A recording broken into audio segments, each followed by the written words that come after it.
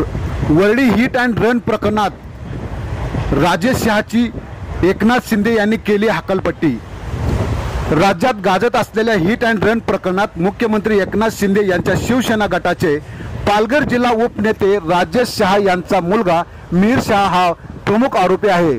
Police सूत्राच्या माहितीनुसार मिहिरने एका पबमध्ये दारू पिऊन त्याच्या BMW या आलिशान कारने मोटारसायकलवरून जाणाऱ्या दाम्पत्याला उडवले। त्यात बाईकवरील कोळी महिलेचा मृत्यू झाला। मुंबईमध्ये सध्या विधिमंडळाचे पावसाळी अधिवेशन सुरू आहे। वरळी हिट अँड रन प्रकरणातील मुख्य आरोपी मुख्यमंत्री एकनाथ शिंदे गटाचे संबंधित असल्याने विरोधकांनी एकच रान उठवले। परिणामी मुख्यमंत्री एकनाथ शिंदे यांच्या गटातील पालघर जिल्ह्याचे उपनेते राजेश शहा यांची पक्षातून हकालपट्टी करण्याची नामुष्की आली। सत्ताधारी शिवसेनेला प्रकरण अंगलट आल्याने शहा यांची हकालपट्टी करावी लागली अशी राजकीय वर्तुळात जोरदार चर्चा आहे। आपण पाहत रहा निर्भीड समाचार।